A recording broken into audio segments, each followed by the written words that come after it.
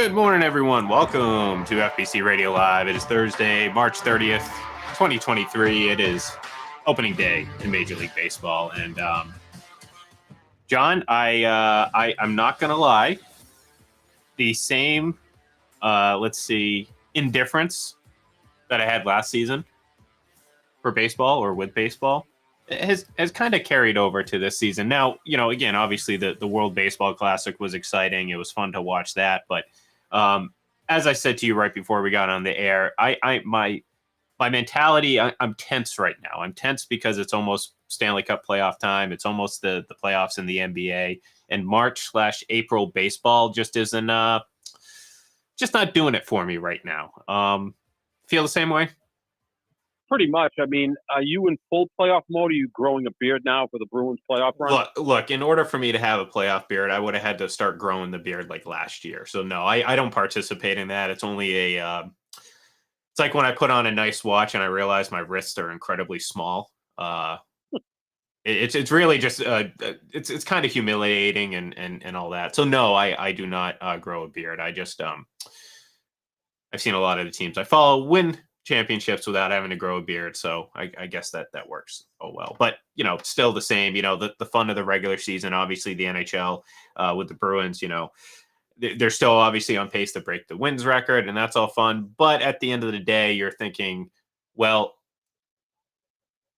it's all about the playoffs at this point, and anything that really happens after or before, it doesn't not matter. But in a way, it's kind of lessened a bit if they fail in the playoffs. So there's this anxiousness, I guess, for this postseason to get going. But we're not going to talk about that. I do want to give baseball, and look, I'm not trying to crap on baseball. I mean, it is exciting. I know there's a lot of people that are excited for opening day, and at some point we're going to get around and be like, oh yeah, it's great to be able to watch, sit back, relax, and watch a game whenever you want, pretty much any day throughout the summer. So yeah, you know what? In a way, it is good. So I guess I'll ask you is, what are you most excited for, if you can find something about this Major League Baseball season? Because I don't know. I don't know if an Astros repeat is something you want to see, or do you want to see your Giants have a bit of resurgence?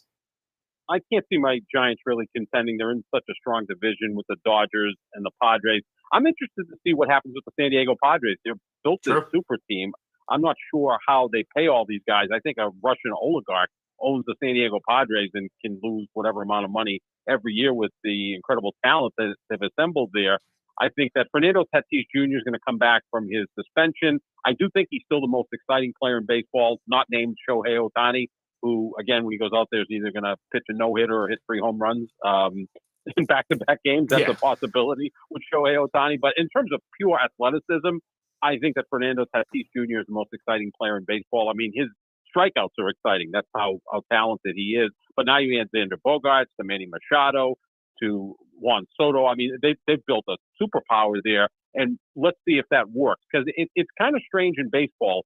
As much as it's an individual sport, you do rely on all your teammates, because those guys can only get up 4, maybe 5 times in a given game. So we'll see what the rest of their roster looks like. I think that's going to be the most interesting team to follow this year, and it's going to be in San Diego, which they've been to 2 World Series in their entire existence, and in both times they just happen to run into all-time great teams, the '84 Tigers and the '98 Yankees. But I think they're going to be in play this year. Well, and I know I've said this before, but and we've talked about it, like at the time of the Manny Machado signing, it's like, wow, you went to San Diego, thinking, this is one of, they're essentially they were the West Coast Tampa Bay Rays. Now, not quite the Tampa Bay Rays, because no team is like the Tampa Bay Rays when it comes to bargain hunting and paying a very small payroll number.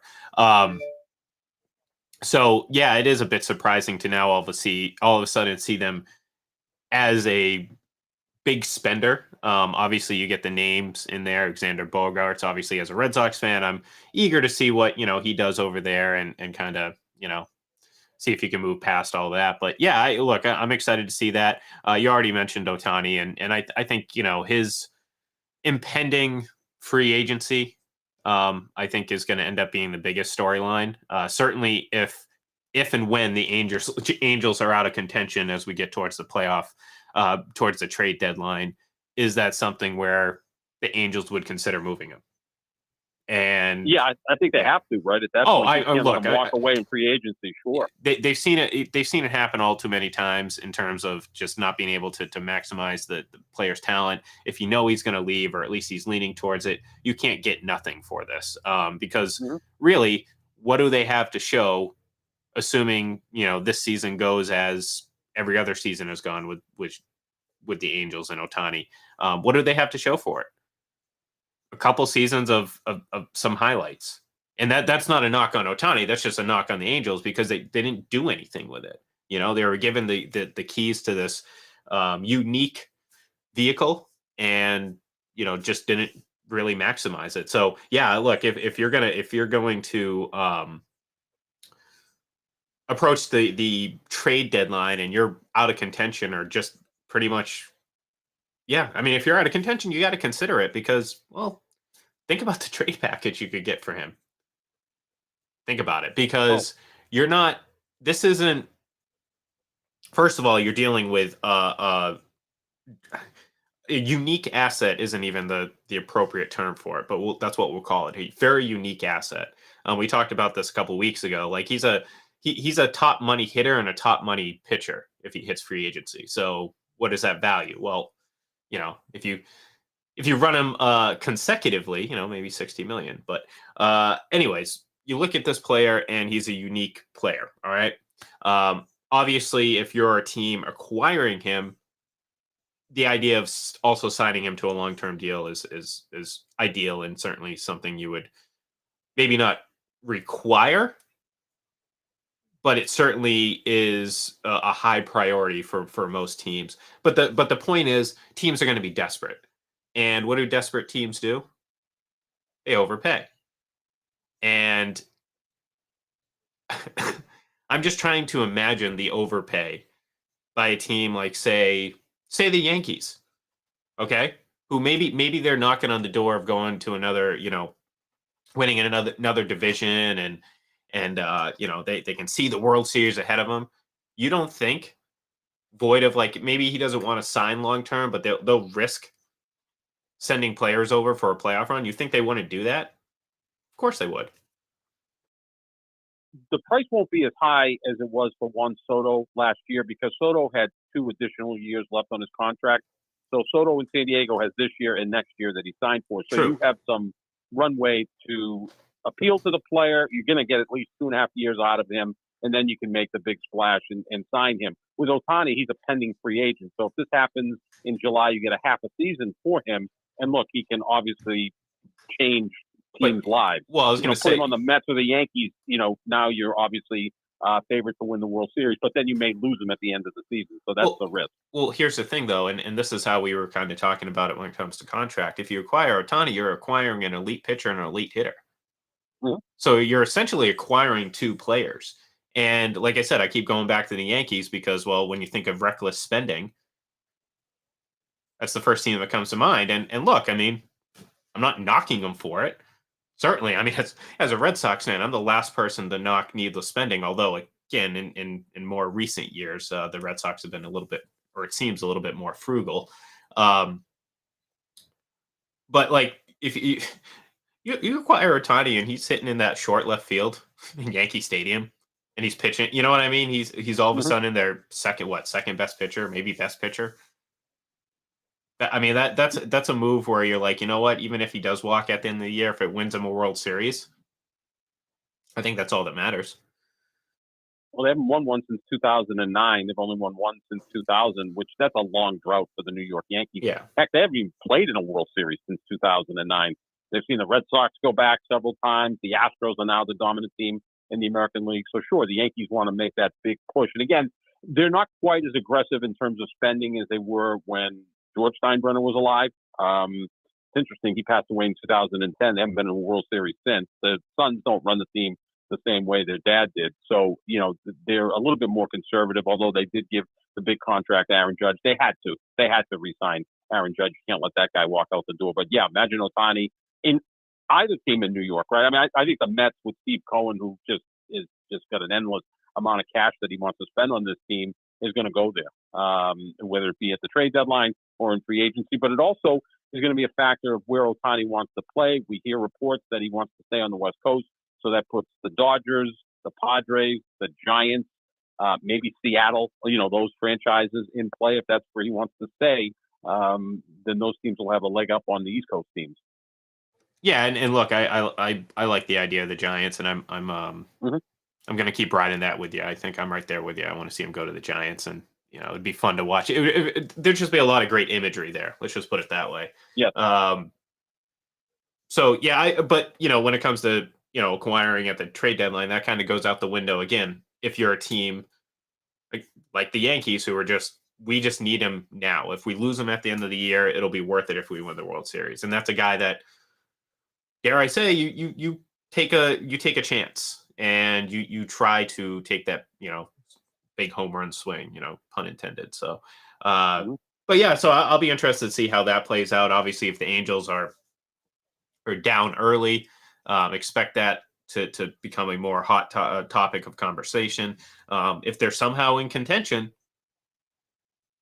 maybe that changes things. And again, maybe that changes the outlook of his future with the team. But I don't know. If you want to win consistently, I think that he has to get out of Los Angeles. So that's my opinion based on, 20 years of watching that team.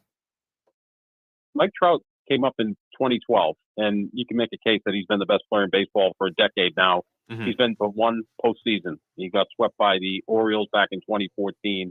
He went 1 for 12 with a home run. And again, I don't hold postseason against players, especially when they've only gone there once. I mean, Ted Williams hit 200 in his one World Series appearance. We all agree Ted Williams is one of the greatest, if not the greatest, hitter of all time. Baseball's a little different, say football or basketball. But yeah, I mean, as great as Trout's been, they've been relatively irrelevant. They're relevant because of Trout, and even more so now because of Ohtani, because we've never seen this before. I mean, there've been guys that have pitched and hit, but not at this level. Yeah. I mean, he's not quite the hitter of Barry Bonds. He's not quite the pitcher of Roger Clemens, but he's not that far off, and he's rolled into one guy. I mean, it's amazing.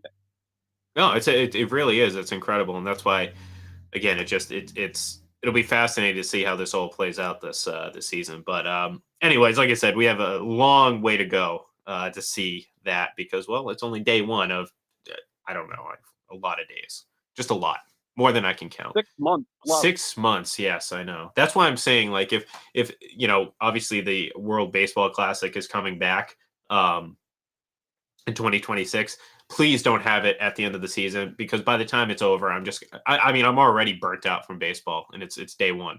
Imagine how even hardcore fans are going to be come day 300 or 285 or whatever, So, anyways, tonight we get a treat between the potentially between the two teams that might meet in the Eastern Conference Final for the second year in a row or third year in a row, second year. My mind's completely mush right now. Well, they met in the second round last year. Yeah, right. They were in the second round last year. Yeah, and then the Heat last year. I forgot. I forgot about the Heat. I don't care about the Heat. Anyways, don't sleep on them. They could be the first round opponent of the Celtics. They're always a pain in the butt. Yeah, I they feel are. like the hockey team that just you can beat them, but it's going to be 6 games, and you're going to be bruised when you finish. Yeah. I mean, look, whatever. It is what it is. But look, I hope they. It looks like they could end up meeting in the conference final this year, but you're going to get a matchup between them tonight. Celtics with a tough loss the other night, but they've played better as of late. I think 7-2 in their last 9. How do you see this playing out in terms of who has the advantage going in? Obviously, Milwaukee's the 1 seed right now and have a few games in hand, but who do you think has the advantage going into this game? Well, whoever wins tonight owns the tiebreaker because this is the third matchup of the season. They each have 1 win, but Milwaukee right now has a 3-game lead over the Celtics, and the Celtics kind of blew it the other night with a no-show effort in Washington. If they had won that game, it would be 2 games with a chance to get down to 1 and own the tiebreaker. So it doesn't quite have the cachet that we expected this game to have. Milwaukee played last night, so we don't know who's going to play tonight. Are they going to load manage certain players? I would hope not. This is a national TV game by arguably the 2 best teams in basketball with still something at stake. I mean, Milwaukee's going to be the 1 seed, but this should be a marquee game. And, maybe we find out later that Giannis isn't playing or Drew Holiday isn't playing or one of the Celtics isn't playing. And again, that's a big problem in the NBA with load management and stars missing big games. Giannis last night in 32 minutes had 38 points, 17 rebounds, and 12 assists. He was 14 of 18 from the floor. And imagine this, Ian. He didn't take a three-pointer last night. Incredible. Yeah. How this man isn't the favorite to win MVP, I have no clue. Well, I was just going to ask you, because we had that conversation last week, about the three, and I think we agreed, Giannis should be favored, but clearly it seems like number 3 in this race. Yeah, they have the best record in basketball, right? The only thing that may hurt Giannis and Embiid is they've played a half a dozen fewer games than Nikola Jokic, so Jokic may have that advantage over them, and Jokic is leading Denver to the best record in the Western Conference. Embiid sat out what would have been an interesting confrontation earlier in the week against Denver. Earlier in the year, he dominated Jokic in a game in Philadelphia. So it's those three guys. I can't see really anybody else getting first place votes, but there'll always be one, outlier that will vote for someone else first overall for MVP. But yeah, Giannis to me is the best player in the league, and he should be MVP. His team has the best record. Just look at the numbers he's put up, and he's also, of the three guys, the best defensive player, which somehow people seem to forget. Jokic is not a good defender, and Embiid's a good defender. Giannis is a great defender, and I think that should be the tiebreaker. Yeah, and look, I mean, again, but we know how these awards are given. They're offensive centric, and they always will be. I mean, I get it, I understand, and it makes sense. But yeah, look, I'm with you, and maybe this will be like a race to the finish, because look, I think it's close enough that if either of those two falter at all down the stretch, I'm talking about Jokic and Embiid, and Giannis just tears through the last 9 games that they have. I could see it. I could see it. Especially with this talk of Jokic fatigue.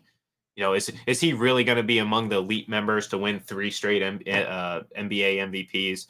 Maybe voters do take that into account. I don't know. Should it be taken into account? No. If a player deserves to win 3 straight MVPs, or at least in that season, if he was by far the favorite, he shouldn't be knocked for having previously won 2 straight. That shouldn't be a discussion, but it seems like that might play a factor in some voters' decisions. I don't know if it's necessarily going to here, but if anything, I do think that you need to take a second look at the Bucks, because look, Giannis scored 38 points in a game that they won 149 to 138.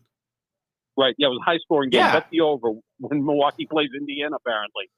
Yeah, well, I mean, it's outrageous. It's like an NBA. Those are like 2000s NBA All-Star game scores right there. Right. Yep. So, but anyways, but before we go though, and we're gonna have a kind of a short day today, and it's okay. Short days are good. Your guy, Mr. James, out in the West, and the Lakers are in the 8th spot in the West. Okay, 38 and 38. Are you feeling a Hulk Hogan like Hulk up right now? Down in the dumps on the mat, looks like he's going to get pinned. Then all of a sudden, the arms start shaking, and I don't know if that was a neurological problem or just some sort of energy drink that he had. But either way, it pumped him up, and he was unstoppable after that. Are the Lakers making a bit of a late surge?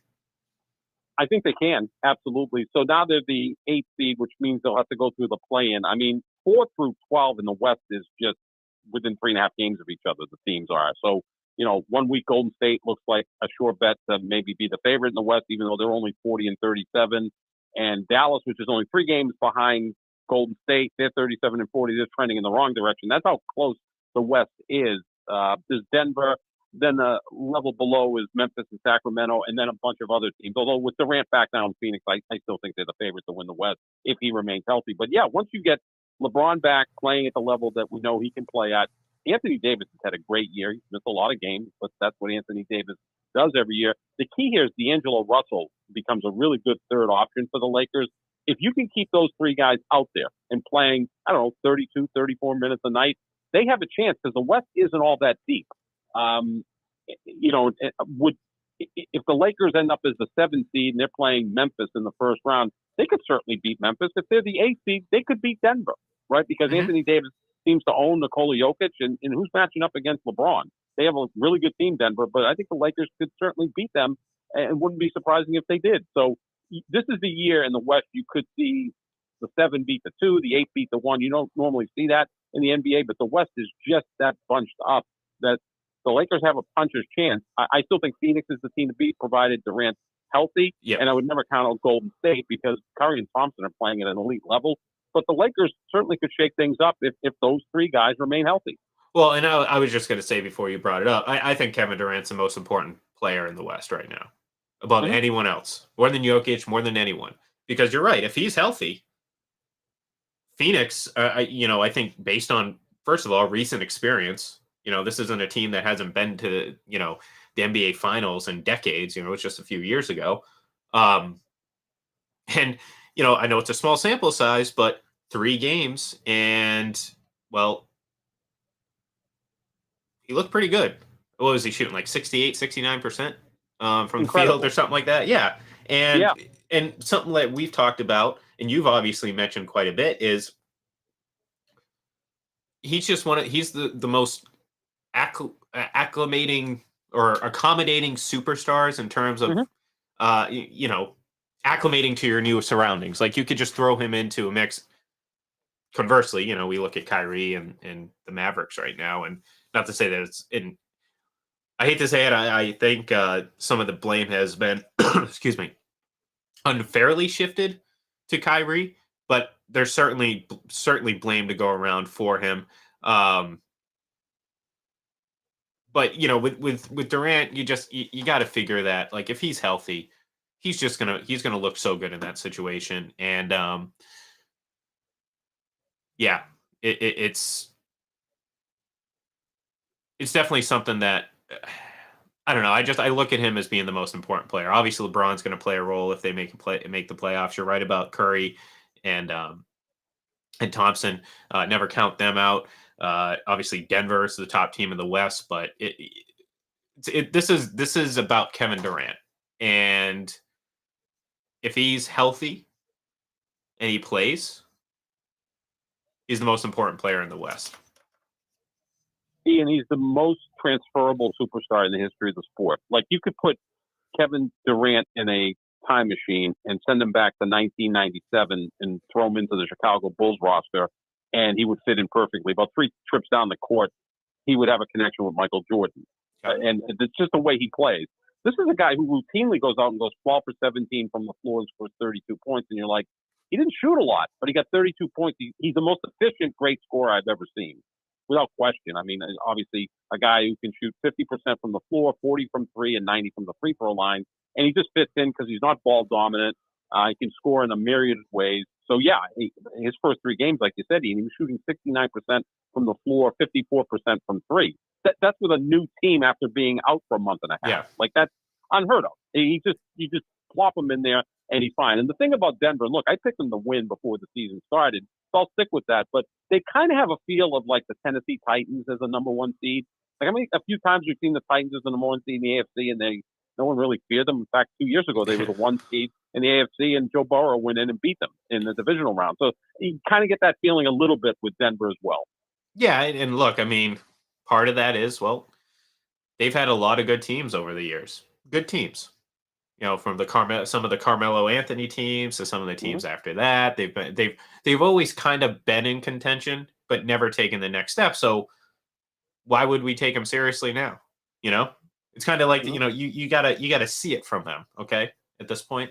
So yeah, look, the West is wide open. I mean,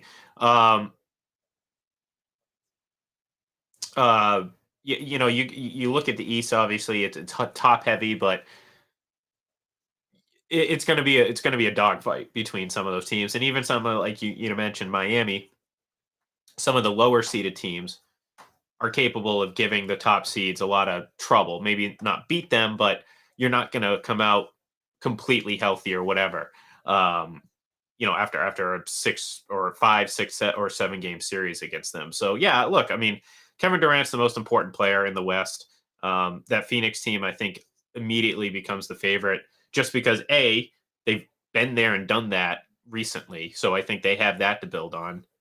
Well, I mean, I guess that's 1A, 1B, obviously Kevin Durant in the competition.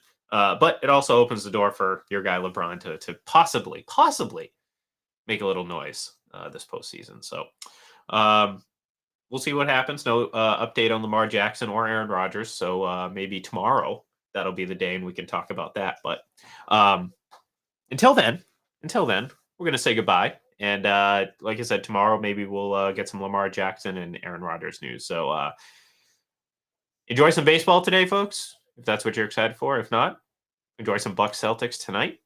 Still going to try to figure out how to watch that because I don't get TNT for some reason. Excuse me, but I will figure it out.